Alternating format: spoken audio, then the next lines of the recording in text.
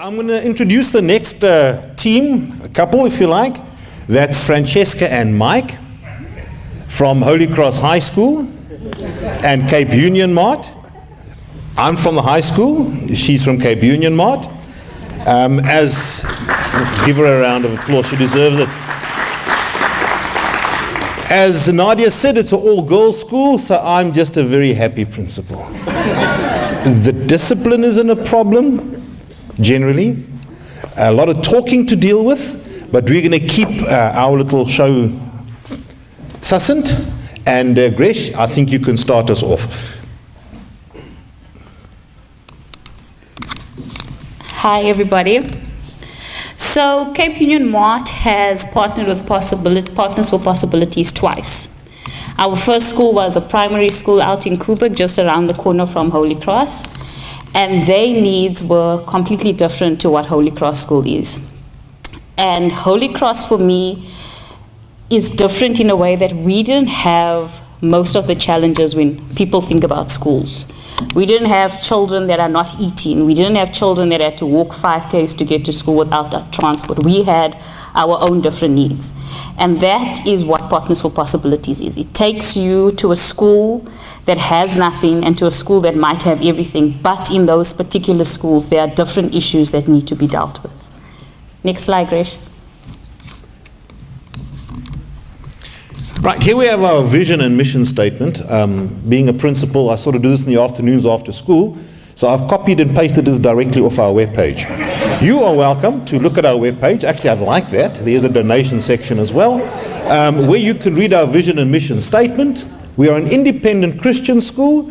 Like my partner has said, our challenges are a bit different, but the challenges are there, and PFP has made a couple of differences to the school.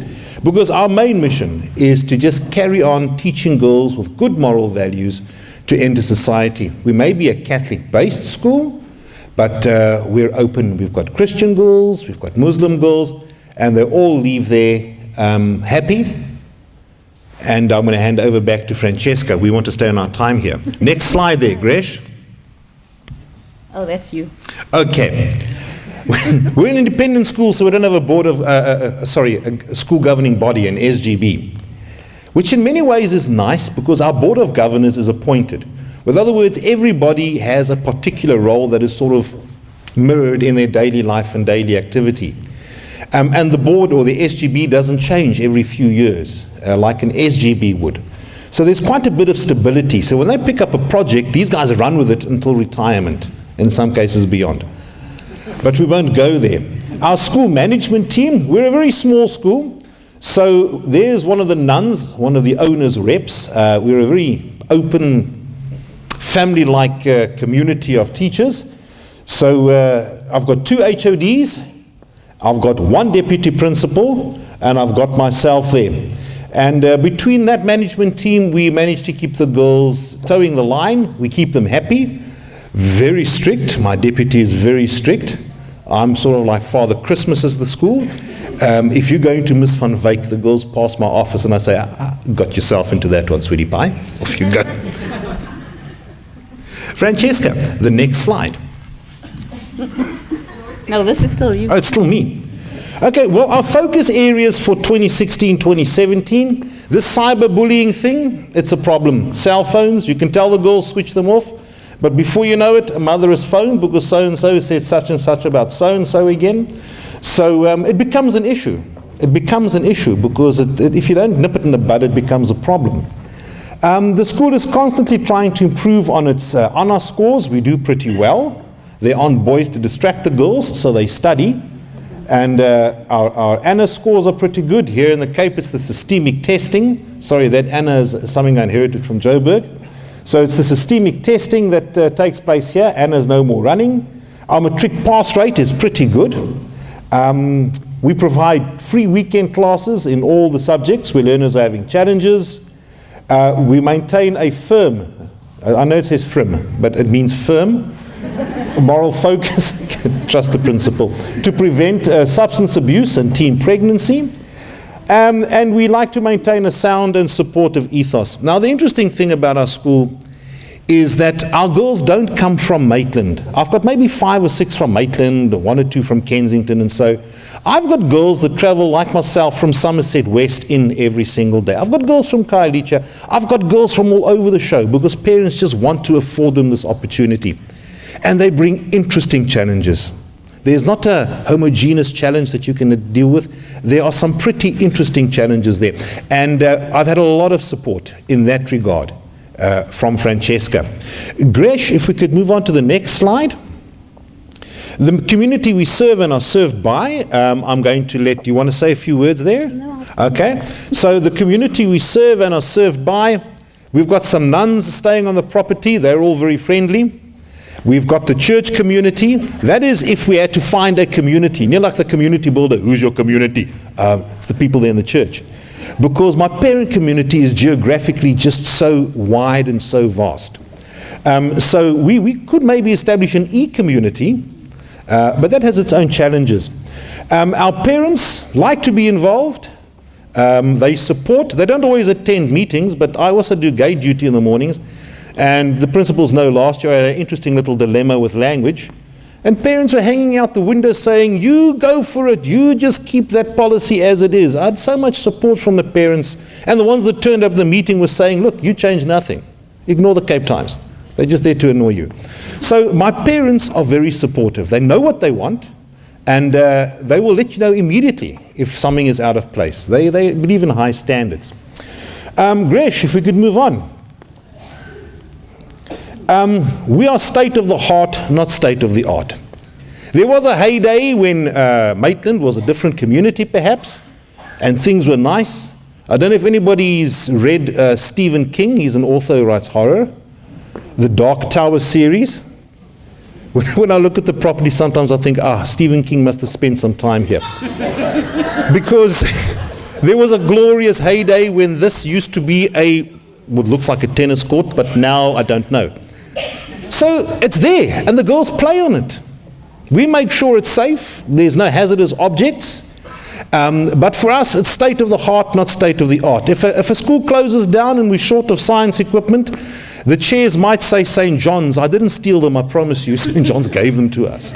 We get equipment like that. And we function, and we do pretty well. So for us, it's all about what are we leaving these girls with, and what are they leaving us with, and what are we leaving the future when they leave us. Okay, there's a lot of leaving there. Gresh, if you could move us on one slide there. Our biggest challenge, maintenance, maintenance, maintenance. School was established in 1910. Some of the buildings are old, extremely old, and now you want to maintain it. Heritage won't help you because, well, you're an independent school, people. Oh, sorry, that was a good try, and Francesca tried as well in that line. So, you know, if the sisters can't give us money for a new science building, we've got to find other ways of doing it. And one of our biggest challenges was our school hall didn't have toilets. Now, that might sound like a luxury to some people, but when the matrics are busy writing exams and so, or when you've got the girls in the hall, you don't want them running all over the show. You want them disappearing. Look, they're girls, but they will also try tricks, believe me, you know. So we needed something in the hall. And that was a project that Cape Union Mart really came to the fore with this year. So if we go into our next slide there, Gresh. That hole where one of my board members, he's a developer, is standing, we used to store lawnmowers and stuff in that space at the back of our hall. It was just no longer functional. And then with Cape Union Mart's help, we transformed it entirely. The showers by the pool, which is now actually a very green initiative due to the drought. The showers we now have also for the girls at the back of the hall, and it's handy, believe me. They've got changing rooms. The amount of times I've walked into the hall and had to do an about turn immediately. It's because they start shrieking because they're changing for PT in the hall. So, you know, we needed these facilities. And, you know, Cape Union Mart really came to the party there. Okay, I've got the microphone now. So this relationship that Francesca and I have, strictly professional, it's not going to end now. I'm not going to expect Cape Union Mart to buy me something next year. But the amount of support that you get from your PFP partner, Somewhere where you can just unpack, maybe discuss something without naming names because there's an issue, but you can't mention it in the staff room because everybody will know who you're talking about. It is just so nice to be able to go there and say, yeah, Francesca, I'm probably the worst financial manager on earth. You're good at that. How can you help me? I don't know. I can't handle this. And she just talks you calm and says, look, you can deal with it. It can happen. That aspect of our relationship was so important to me. The toilets were great. But the fact that I could go to her, disappear from school, or she'd come visit me, and we just chat. I just close the office door and say, yeah, I'm having a hard time with this management issue. And she doesn't always have the solution. But it's that ear you can listen to. It went as far as her actually taking me to one of her seniors. Andre, was it? A man with a wealth of management knowledge, which I so appreciated. So our partnership isn't over. I need someone to go and moan to every second Thursday. Say, listen, it's going bad, I'm crying, all that kind of thing. So Francesca, I'm going to hand over the microphone to you before my hand sticks to it. There we go. My partnership was actually quite easy because Mike makes this partnership so fantastic. Partners for Possibilities. One thing that makes it work is trust between every partnership that's out there. The first 6 months of your partnership, you're learning about each other's attitudes, happy moments, moments where you can cry together, sing together. Once that trust is solid, you can basically do anything that you put your minds to in the school. Mike and I sat with a lot of projects. I wanted to give him a science lab because he is a science man. And I thought he could bring so much change from the science lab, and education for girls is a #1 thing that is close to my heart. And we went and we looked at the building, and they told us, about $500,000 to get the science lab, and my heart sank because I couldn't give him the science lab. So we went back to the drawing board, like you're supposed to do. And we went through more ideas, and we're like, okay, the school might be old. And like I mentioned before, our school is different. Our school doesn't have the needs that other schools have in communities that suffer from violence, from gangsterism. We don't have that. But our school needs to move forward. Our school needs parents to pay their school fees on time in order for our infrastructure to move forward. In order for us to get a science lab that girls can learn mathematics and science as their first languages in matric. And those are things that we thought this wall would give them back. The toilets, in order for us to open to the community, for them to use the wall, pay to use the wall, matric dancers, schools that people that want to have a 60th birthday party, hire out the wall and let that money go in for infrastructure. Partners for Possibilities has been daunting when it comes to admin, my gosh. I will not lie about that. But it's been easy because we've had Nadia. And I'm going to reiterate what everybody's been saying. Thank you very much, Nadia, for #CP17. Thank you to Mike for allowing me to be a part of his school. It's not me that's forced my way. He's opened the doors. He's made me feel welcomed. Thank you to Partner for Possibilities and the sponsors that believe in something bigger than what maybe the government can provide for our schools that we have now. And again, to all my principals in CT17, thank you for always opening up to us when we had our chats, for always being brutally honest and allowing us into your guys' space. Thank you so much. Thank you very much, Francesca.